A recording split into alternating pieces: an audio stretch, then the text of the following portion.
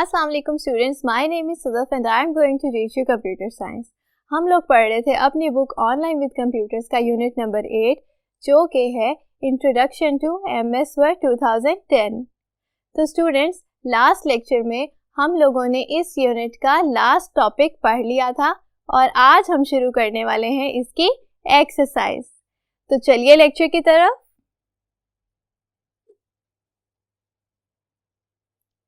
जी students, तो हम अब इस यूनिट की एक्सरसाइज शुरू करने वाले हैं। तो देखिए पहला क्वेश्चन क्या है। पहला क्वेश्चन है चूज द करेक्ट ऑप्शन। ठीक है स्टूडेंट्स, आप लोगों को हर स्टेटमेंट के बाद कुछ ऑप्शंस दिए गए हैं जिनमें से हमने करेक्ट ऑप्शन को चूज करना है। तो सबसे पहले देखते हैं कि पहली स्टेटमेंट क्या है। Dash displays the name of the document. हमने देखना है कि इन तीनों ऑप्शंस में से कौन सी चीज है जो कि आपके डॉक्यूमेंट के नेम को डिस्प्ले करती है। देखें, menu bar, second option is title bar and third option is milky bar. तो स्टूडेंट्स, क्या हमने कोई मेन्यू बार पूरे चैप्टर में पढ़ी है? नहीं, हम लोगों ने एमएस वर्ड में अभी तक किसी मेन्यू बार के बारे में नहीं पढ़ा है। तो स्टूडेंट्स, सेकंड ऑप्शन है आपके पास टाइटल बार। आप लोगों को मैंने बताया था कि टाइटल बार क्या होती है। टाइटल बार आपके डॉक्यूमेंट के नाम को शो करती है। तो स्टूडेंट्स, हमारा करेक्ट ऑप्शन क्या होगा? टाइटल बार होगा। लेकिन हम अपना थर्ड ऑप्शन भी देख लेते हैं कि थर्ड ऑप्शन क्या है। तो स्टूडेंट्स, थर्ड ऑप्शन है आपके पास मिल्की बार। तो मिल्की बार तो बिल्कुल भी हो ही नहीं सकती क्योंकि मिल्की बार तो चॉकलेट होती है। तो इसका मतलब ये हुआ कि आपका जो करेक्ट ऑप्शन है वो क्या है? टाइटल बार है। तो हम कर लेते हैं टाइटल बार को मार्क। ठीक है स्टूडेंट्स, अब हम देखेंगे कि आपकी सेकंड स्टेटमेंट क्या है और उसका करेक्ट ऑप्शन क्या होना चाहिए। Student, second option is dash displays the page number and number of words। तो स्टूडेंट्स, अब हमने देखना है कि इन तीनों ऑप्शंस में से कौन सी ऑप्शन ऐसी है जो कि आपको आपका पेज नंबर और नंबर ऑफ वर्ड्स बताती है। ठीक है, तो पहला ऑप्शन है आपके पास टाइटल बार। स्टूडेंट्स, आप लोगों को मैंने बताया था कि टाइटल बार क्या होती है, जो आपको डॉक्यूमेंट का नाम बताती है। तो इसका मतलब ये हुआ कि टाइटल बार तो नहीं हो सकती। Second option is status bar. Student, status bar में हम लोगों ने पढ़ा था कि ये आपको आपके डॉक्यूमेंट का स्टेटस बताती है, यानी कि पेज नंबर क्या है, आपके डॉक्यूमेंट में टोटल वर्ड्स कितने हैं। तो स्टूडेंट्स, हमारा क्वेश्चन भी तो यही है कि कौन सी ऑप्शन इनमें से पेज नंबर और नंबर ऑफ वर्ड्स बताती है। तो इसका मतलब ये हुआ कि करेक्ट ऑप्शन क्या है? स्टेटस बार है। ठीक है, नेक्स्ट ऑप्शन भी देख लेते हैं कि नेक्स्ट ऑप्शन क्या है। तो स्टूडेंट्स, तीसरी ऑप्शन है स्क्रॉल बार। स्क्रॉल बार तो आपके डॉक्यूमेंट को स्क्रॉल अप, स्क्रॉल डाउन और स्क्रॉल लेफ्ट और राइट करने के लिए इस्तेमाल होती है। तो इसका मतलब ये हुआ कि टाइटल बार भी करेक्ट ऑप्शन नहीं है, स्क्रॉल बार भी करेक्ट ऑप्शन नहीं है। तो करेक्ट ऑप्शन कौन सा है? Status bar. तो हम कर लेते हैं स्टेटस बार को मार्क।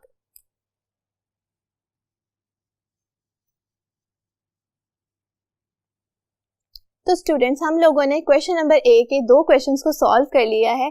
अब चलिए देखते हैं कि थर्ड स्टेटमेंट क्या है। तो स्टूडेंट्स, हमने अब देखना है कि थर्ड स्टेटमेंट क्या है। थर्ड स्टेटमेंट है Ctrl+B is used to make the text, और ऑप्शंस हैं अंडरलाइन, इटैलिक एंड बोल्ड।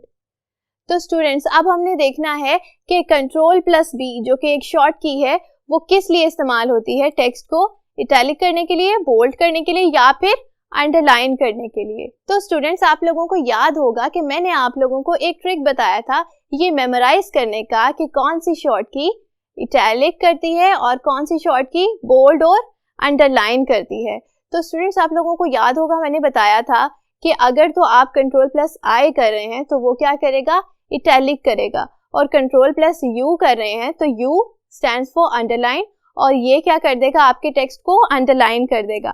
तो उसी तरह से control plus B, B stands for bold, तो ये क्या करेगा, आपके टेक्स्ट को बोल्ड कर देगा। तो स्टूडेंट्स अब आप मुझे बताएं कि इन तीनों ऑप्शंस में से कौन सी करेक्ट ऑप्शन है। जी, थर्ड ऑप्शन है करेक्ट, तो हम उसे कर लेते हैं मार्क।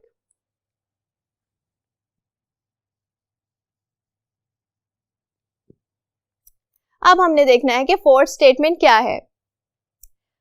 फोर्थ स्टेटमेंट है रिबन कंटेन्स टैब्स एंड, और फिर 3 ऑप्शंस दिए हुए हैं, ग्रुप्स, ग्रिड्स या फिर गेम्स।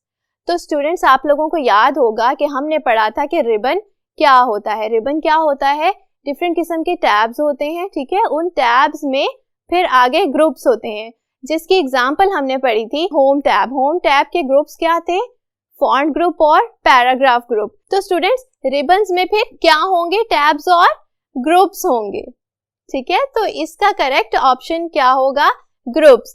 तो चलें इसे मार्क कर लेते हैं।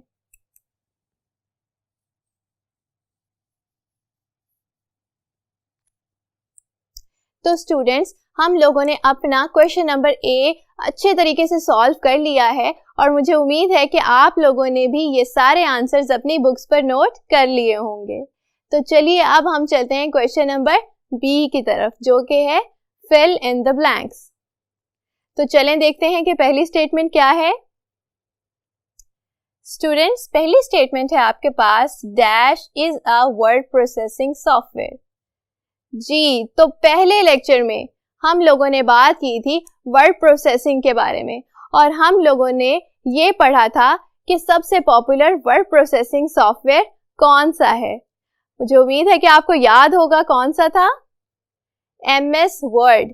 तो स्टूडेंट्स इसको हम फिल कर लेते हैं, MS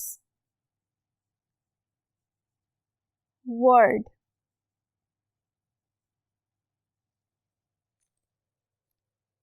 जी स्टूडेंट्स अब हमने देखना है कि हमारे पास सेकंड स्टेटमेंट कौन सी है। तो चलें पढ़ते हैं सेकंड स्टेटमेंट को। Title bar displaces the dash of file. जी स्टूडेंट्स हम लोगों ने अभी कुछ देर पहले पढ़ा है कि टाइटल बार क्या करती है, टाइटल बार आपको आपकी फाइल के नाम को शो करती है। तो इस ब्लैंक में क्या आएगा, name. Title bar displaces the name of the file. ठीक है स्टूडेंट्स, अब हम देखेंगे कि थर्ड स्टेटमेंट क्या है। Control plus U is used to dash the text.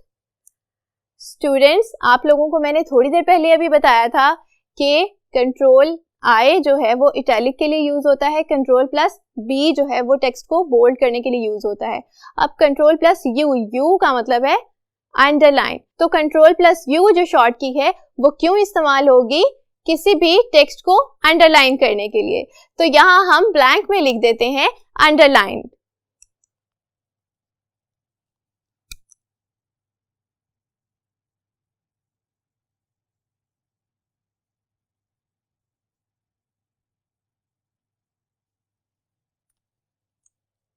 Ji students अब हम लोगों ने देखना है कि हमारे पास फोर्थ स्टेटमेंट कौन सी है। तो चलें पढ़ते हैं फोर्थ स्टेटमेंट को। Dash is used to make the text italic. अब हमने देखना है कि कौन सी शॉर्ट की ऐसी है जो कि इस्तेमाल होती है टेक्स्ट को इटैलिक करने के लिए। जी students I stands for italic. तो कौन सी शॉर्ट की होगी, जी कंट्रोल प्लस आई। तो हम इस ब्लैंक को फिल कर देते हैं, कंट्रोल प्लस आई। तो अब हमने देखनी है कि आपकी क्वेश्चन नंबर बी की लास्ट स्टेटमेंट क्या है। Dash means changing font style, size and colour.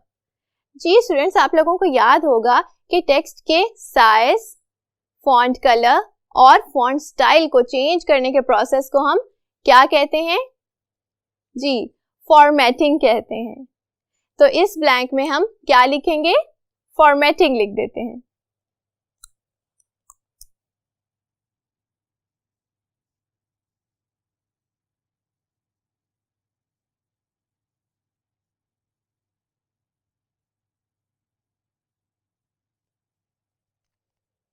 जी स्टूडेंट्स, तो हम लोगों ने अपना क्वेश्चन नंबर बी भी कंप्लीट कर लिया है और यहाँ पर मैंने इसके आंसर्स भी लिख दिए हैं जो कि आप लोग नोट कर सकते हैं।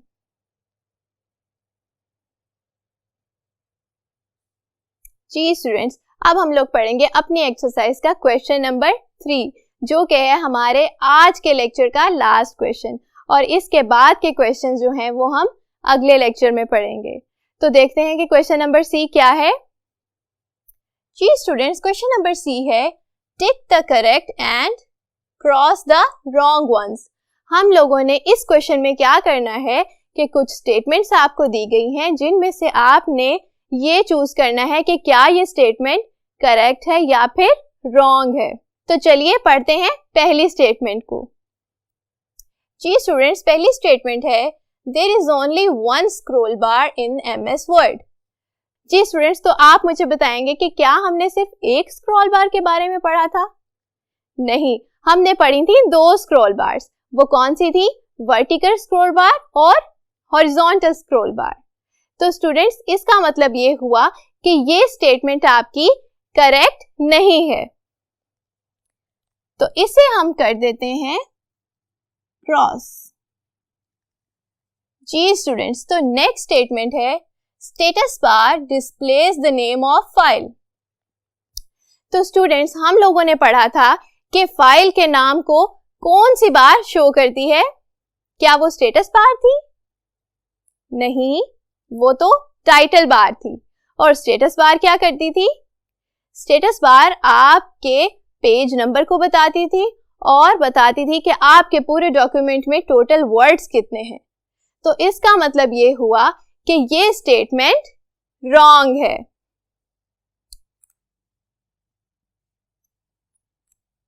जी स्टूडेंट्स, थर्ड स्टेटमेंट है ribbon contains several tabs and groups. तो स्टूडेंट्स, हम लोगों ने पढ़ा था कि MS वर्ड में रिबन्स होते हैं जो कि क्या करते हैं, आपको टैब्स दिखाते हैं और उनके ग्रुप्स दिखाते हैं। जैसे कि एग्जांपल के तौर पर हमने डिफरेंट किस्म के टैब्स पढ़े थे, जैसे फाइल टैब पढ़ा था और होम टैब पढ़ा था, और इसके अलावा भी डिफरेंट टैब्स MS वर्ड में होते हैं और हर टैब के ग्रुप्स भी हो सकते हैं। जैसे कि होम टैब्स के ग्रुप्स क्या थे? फॉन्ट ग्रुप और पैराग्राफ ग्रुप। तो इसका मतलब ये हुआ कि ये स्टेटमेंट बिल्कुल करेक्ट है, तो हम इसे मार्क कर देते हैं। जी स्टूडेंट्स, फोर्थ स्टेटमेंट है you can easily see the page number and number of words. जी स्टूडेंट्स, तो अभी थोड़ी देर पहले हम लोगों ने बात की थी स्टेटस बार की। स्टेटस बार क्या करती थी?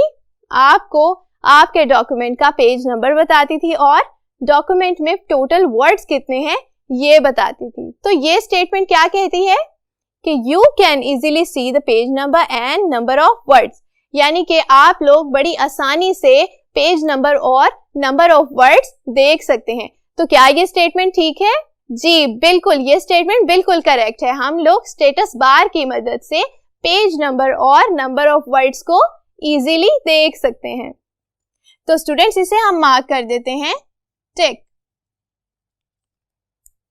नेक्स्ट स्टेटमेंट है paint button is present on quick access tool bar. तो सबसे पहले हम ये रिकॉल कर लेते हैं कि क्विक एक्सेस टूल बार क्या थी।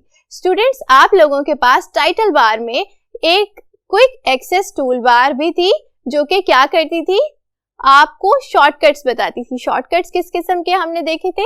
सेव का शॉर्टकट देखा था, अनडू का देखा था, रीडू का देखा था, और हम लोगों ने ये भी देखा था कि आप इसे एडिट भी कर सकते हैं। लेकिन हमने क्विक एक्सेस टूल बार में कहीं पर भी पेंट का ऑप्शन नहीं देखा था। तो स्टूडेंट्स, ये स्टेटमेंट क्या होगी? इनकरेक्ट होगी, इसलिए हम इसे मार्क कर देते हैं क्रॉस। जी स्टूडेंट्स, तो हमने अपनी एक्सरसाइज के 3 क्वेश्चंस को अच्छे तरीके से सॉल्व कर लिया है। मुझे उम्मीद है कि आप लोगों ने भी अपनी अपनी बुक्स पर इन आंसर्स को नोट कर लिया होगा। तो स्टूडेंट्स, अब बाकी की एक्सरसाइज हम करेंगे अगले लेक्चर में। तब तक के लिए अपना ख्याल रखिएगा। अल्लाह हाफिज।